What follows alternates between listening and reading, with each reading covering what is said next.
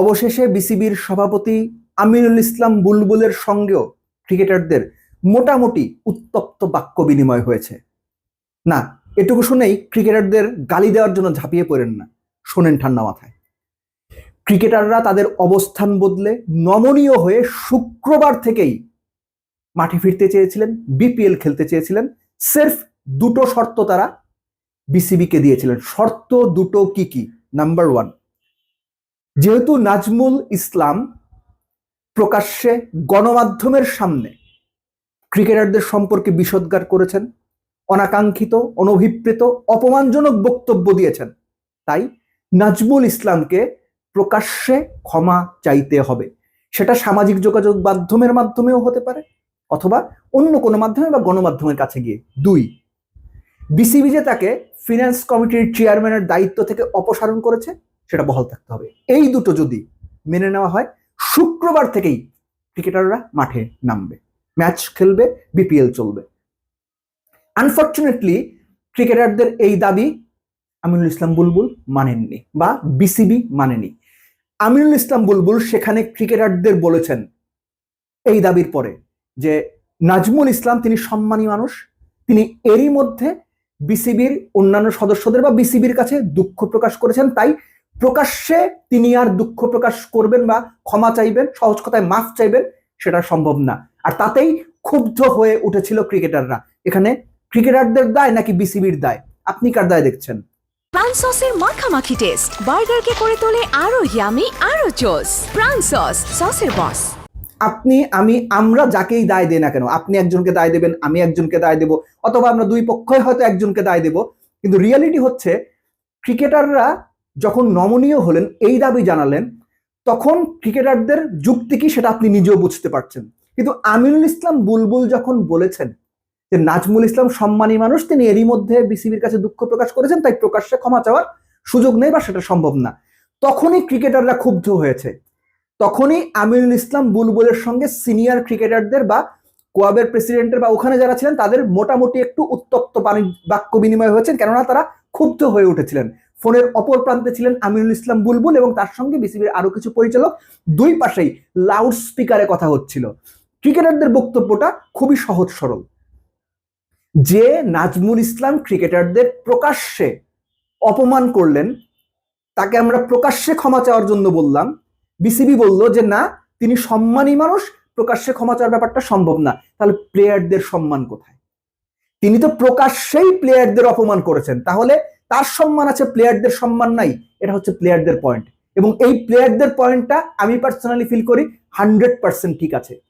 কেননা একটা ব্যাপার মনে রাখা খুব জরুরি, একজন বিসিবি পরিচালক তিনি যেই হন না কেন, তিনি নাজমুল শান্ত, মেহেদি মিরাজ, লিটন দাস, মুস্তাফিজ, তাসকিন, তানজিদ তামিম কিংবা ইভেন অন মোহাম্মদ মিঠুন, বাংলাদেশের ন্যাশনাল জার্সি গায়ে যারা খেলেছেন তাদের চাইতে বড় কেউ না, নো ওয়ান।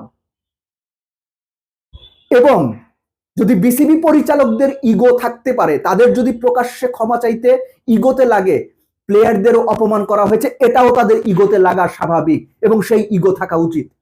আপনি যা খুশি তাই বলতে পারেন, আবারও বলছি, কিচ্ছু যায় আসে না। এবং প্লেয়াররা এই যে নমনীয় হলো, নমনীয় হলে দুটো দাবি জানালো, যার একটা বিসিবি এরই মধ্যে পালন করেছে। কিন্তু প্রকাশ্যে ক্রিকেটারদের অপমান করা একজন পরিচালক প্রকাশ্যে ক্ষমা চাইতে পারবেন না, তিনি সম্মানী মানুষ এই কারণে। আর প্লেয়ারদের আপনি সম্মান করবেন না বা আপনারা প্লেয়ারদের সম্মান করবেন না, প্লেয়াররা তো এটা মানবে না, মানার কোনো প্রশ্ন আসে না, প্লেয়াররা মানেও নি। সো প্লেয়াররাই যে নমনীয় হয়ে বা তাদের অবস্থান পরিবর্তন করে ক্রিকেটের স্বার্থে মাঠে ক্রিকেট ফেরাতে চাইলেন, কিন্তু বিসিবি তাদের একজন পরিচালকের কারণে, জাস্ট সির্ফ একজন পরিচালকের কারণে সেটা মানল না, এবং ক্রিকেটারদের যে অপমান করা হয়েছে সেটা টেক ইট ফর গ্রান্টেড নিল। তাহলে ক্রিকেটারদের এখানে দোষ কোথায়? এখানে ক্রিকেটারদের দোষ তাহলে কোথায়? তারা অপশন দিয়েছিল বিসিবিকে, বিসিবি সেই অপশন গ্রহণ করেনি, কিংবা বিসিবি সেই অপশন অনুযায়ী তারা প্রসিড করেনি। এরপর থেকে এখন ক্রিকেটার এবং বিসিবির মধ্যে যে আলোচনা হবে, সেই আলোচনা কি কোনো প্লিজেন্ট আলোচনা হবে আপনার সেটা মনে হয়? এবং আগামীতে আরো যে ঘটনাগুলো ঘটবে, সেই ঘটনাগুলোতে আমার কেন যেন মনে হচ্ছে ক্রিকেটার্স এবং বিসিবি দুই পাশেই থাকবে। আর একটা ব্যাপার প্লিজ মনে রাখেন, ক্রিকেটার বাদ দিয়ে ক্রিকেট বোর্ড, বিসিবি না থাকবে ক্রিকেট বোর্ড, না থাকবে বিসিবি। যদি ক্রিকেটাররা তাদের মতো করে সরে যায়, তারা যদি স্ট্রাইক কন্টিনিউ করে, ক্রিকেট বোর্ড সেটা হ্যান্ডেল করতে পারবে না, হয় না। যারা মেইন স্টেক হোল্ডার তাদের বাদ দিয়ে ক্রিকেট বোর্ড দাঁড়িয়ে থাকতে পারবে এই সম্ভাবনা খুব কম। বাট আমার মনে হচ্ছে ক্রিকেটারদের নমনীয় হওয়া, মাঠে ফেরার চেষ্টা করা, এটা তাদের দিক থেকে তারা সঠিক কাজটা করেছে। বিসিবি যদি একটু চিন্তা ভাবনা করে ইগো বাদ দিয়ে অ্যাটলিস্ট একটা সরি বলা যেতে পারতো, তাহলে হয়তো পরিবেশ পরিস্থিতি পুরোপুরি চেঞ্জ হয়ে যেত। এর সঙ্গে ছোট করে আমি বলে দিই, যুব এবং ক্রীড়া মন্ত্রণালয়ের সম্মানিত উপদেষ্টা আসিফ নজরুল তিনি নিজেও বলেছেন, মুস্তাফিজকে যখন আইপিএল থেকে অন্যায়ভাবে সরিয়ে দেওয়া হলো, তখন পুরো দেশ, পুরো জাতি, পুরো দেশের ক্রিকেট ভক্তরা একাট্টা হয়েছিল।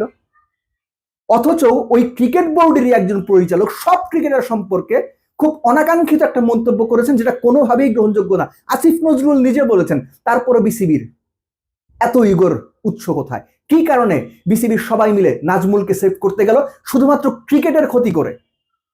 এই প্রশ্নের উত্তর এখন হয়তো আমি পাবো না, আপনারা পাবেন না, অনেকেই পাবে না, কিন্তু কখনো না কখনো এই প্রশ্নের উত্তর তাদের দিতে হবে। কেননা দিন শেষে ওই জায়গাটাতে গিয়েই দাঁড়াতে হবে যে ক্রিকেটাররা এসেছিল, ক্রিকেটাররা নমনীয় হয়েছিল, তারা খেলতে চেয়েছিল, শুধুমাত্র নিজেদের ইগোর কারণে, একটা সরি বলার কারণে, একটা সরি না বলতে চাওয়ার কারণে বিপিএলটা বন্ধ হয়ে গেল, কিংবা বিপিএলটা মাঠে গড়ালো না, কিংবা বাংলাদেশের ক্রিকেট বোর্ড এবং ক্রিকেটারদের সম্পর্ক দুই মেরুর কাছাকাছি চলে গেল এবং সেখানে পয়েন্ট অফ নো রিটার্নে চলে গেল দুই পক্ষই।